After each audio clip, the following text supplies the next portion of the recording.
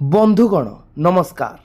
आपण कि आपण घरे कई जड़े आंठुगंठी बात कि जंत्रणा जो चेयर उठा कि तले बसवा कष्ट पाँच कि सीढ़ी चढ़ा समय आंठुर कटकट शब्द हो कि बंधुगण आजिकल आंठु गंठी बात केवल वृद्ध बयस वृद्धावस्था समस्या हो रही ना बर खराब जीवन शैली जो युवपीढ़ी यार शिकार होती किंतु चिंता कर कौन आवश्यकता ना।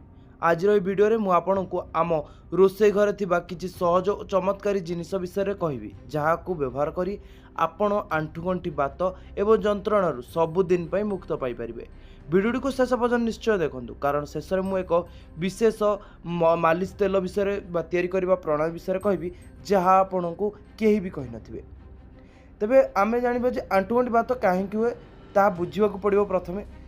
प्रथमे सरल भाषा रे बुझिबा को हबो जे जंत्रणाटा जो बात होउची बा जंत्रणा होउची काहेकि होउची। आम शरीर रे जेउंठी दुईटी हाड़ मिसी थाए ताकू गंठी बा जॉइंट बोली कहा जाए। ए गंठी मझरे एक गद्दी भली जिनिस थाए जहाकू कार्टिलेज बोली कहा जाए थाए एवं एहाकू सुरक्षित रखिया पे एक प्रकार तरल पदार्थ जहाकू आमे साइनोवियल फ्लूइड बोली कहि थाउ जहाँ साधारण लोकंक भाषा रे आंठुर ग्रीज बोली कहती। जिते बयस बढ़े कि शरीर में यूरिक एसिड बढ़ी जाए से ग्रीक कमी जाए एवं हाड़ गुड़िक परस्पर सहित घसी हुंती। यह द्वारा गंठी रे प्रभाव बा स्वेलिंग हुए तापर आपण माने जहाकू आमे गंठी बात बोली कहि थाउ। आसंतु केउं घर उपचार द्वारा आमे याकू ठीक करि परिबा ता विषय आमे आलोचना करिबा। हळदी एवं क्षीर। हळदी प्रकृतिर सबुठारु एक पेन किलर। एथिरे कर्कुमिन नामक एक तत्व थाए जहाँ आंठुर फुला एवं जंत्रणा को कमाइबारे साहाय्य करता। प्रतिदिन राति शोवा पूर्व एक ग्लास गरम क्षीर में अध चामच हलदी गुंड मिसाई पिंतु। यह आपण गंठी को भीतर मजबूत करिवो। अदा चा कि अदा रस होता है। अदारे एंटी इन्फ्लेमेटरी गुण रही। आपण दिन को थरे अदा चा पीबे कि अदा को छेची तार रस को महू सह मिसाई खाई पारिबे। ए गंठीर जड़ता बा जहाँ रही दूर करता। मेथी दानार जादू रही। आपड़ जदि मेथी दाना बात रोग अमृत सदृश बोली कह जाए।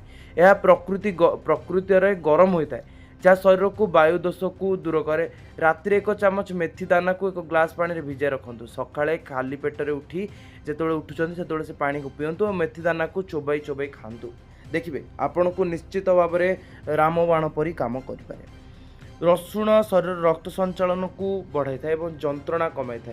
खाली जदि आपण खाली पेटरे दुई कोला रसुण को हालुका भाजी किंबा कंचा चोबई खाऊंती उषुम पानी पिउछंती तेबे निश्चय भाव में आपण को एथरू रिलीफ मिलिबो। अनेक समय शरीर पानीर अभाव जो गंठी रे थिबा लुब्रिकेंट कमी जाए तेणु दिन को अति कम 3 ରୁ 4 लिटर पानी पिंतु एवं खाद्य चूना माछ गजामुग बादाम एवं क्षीर जातीय खाद्य सामिल करंतु जेपरी कैल्शियम अभाव हेबो नाही। वर्तमान आसन जानिबा से स्पेशल मालिश तेल विषय जहाँ को आपण घरे सहज रे तैयारी करि परिबे। तबे सामग्री कौन कौन लागुची 100 ग्राम सोरिष तेल किंबा राशि तेल नियंतु।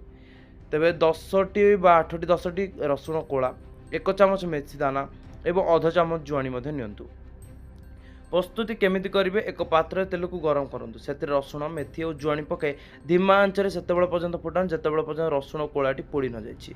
यापर तेल को छाणी एक काच बोतल रखि दियंतु। व्यवहार केमती करेंगे केतबेले करेंगे चलते जाना से विषय।